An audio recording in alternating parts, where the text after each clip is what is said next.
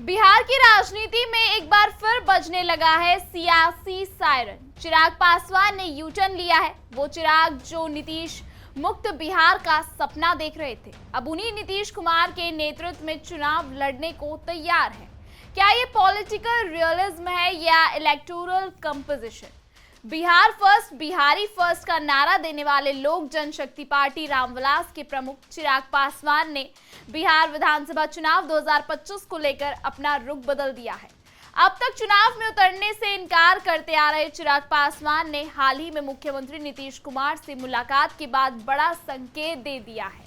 नमस्कार, स्वागत है आप सबका आयन भारत बिहार झारखंड पर। मैं हूं आपके साथ तनीषा भारद्वाज। हमारे इस वीडियो को पूरा देखें और अपने चैनल आयन भारत बिहार झारखंड को सब्सक्राइब भी करें। करीब 2 सप्ताह पहले चिराग पासवान और नीतीश कुमार के बीच एक महत्वपूर्ण मुलाकात हुई थी। सूत्रों के मुताबिक इस बैठक में बिहार के विकास, सीट शेयरिंग और राजनीतिक भविष्य पर चर्चा हुई थी। माना जा रहा है कि इस मुलाकात के बाद ही चिराग पासवान का रुख बदला और अब वे नीतीश कुमार के नेतृत्व में एनडीए के साथ चुनाव लड़ने को बेताब थे। गौरतलब है कि पिछली विधानसभा चुनावों में चिराग पासवान ने जेडीयू के खिलाफ सभी सीटों पर उम्मीदवार उतारे थे और जेडीयू को तीसरे नंबर की पार्टी बना दिया था। लेकिन इस बार वे उसी नीतीश कुमार के नेतृत्व में चुनाव लड़ने को तैयार है। रविवार को पटना में हुई लोक जनशक्ति पार्टी रामविलास की कार्यकारिणी बैठक में यह प्रस्ताव पारित किया गया कि चिराग पासवान को आगामी विधानसभा चुनाव लड़ना चाहिए। पार्टी के प्रवक्ता अरुण भारती ने कहा, बिहार को युवा नेतृत्व की जरूरत है और पार्टी कार्यकर्ताओं की भावना है कि चिराग जी को विधानसभा में आकर नेतृत्व करना चाहिए। अब सवाल है कि क्या चिराग कहां से लड़ सकते हैं चुनाव? अगर चिराग पासवान चुनाव लड़ते हैं तो दानापुर, पटना या हाजीपुर जैसे सीटों पर से उनका मैदान में उतरना संभवित है। हालांकि उन्होंने यह भी कहा कि अंतिम फैसला पार्टी और गठबंधन की रणनीति के अनुसार लिया जाएगा।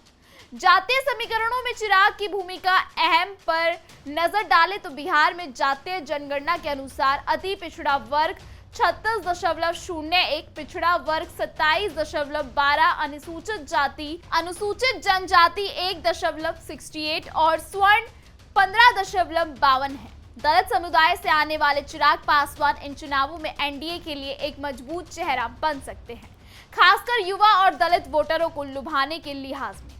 क्या चिराग का मैदान में उतरना एनडीए को वाकई बढ़त दिलाएगा? इस पर चिराग पासवान कहते हैं कि अगर सर्वे और मंथन में यह साबित होता है कि मेरे चुनाव लड़ने से पार्टी और गठबंधन को फायदा हो सकता है तो मैं जरूर चुनाव लड़ूंगा। अगर चिराग सचमुच चुनावी मैदान में बतौर उम्मीदवार आते हैं तो सवाल यह है कि क्या एनडीए में चिराग नई जान फूंक पाएंगे? बिहार की राजनीति में चिराग पासवान की सक्रियता और चुनावी रण में उतरने की संभावना ने सियासी पारे को और ज्यादा चढ़ा दिया है। क्या चिराग पासवान का यह यू टर्न एनडीए के लिए गेम चेंजर साबित होगा? इसका जवाब आने वाले हफ्ते और सीटों के चयन में छिपा है।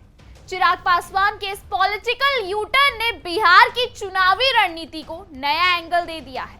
अब सवाल सिर्फ इतना है कि क्या ये रणनीति बिहार मजबूरी है या भविष्य की सत्ता की योजना? बिहार की जनता तय करेगी कि बिहार फर्स्ट का नायक असल में कितना फर्स्ट साबित होगा।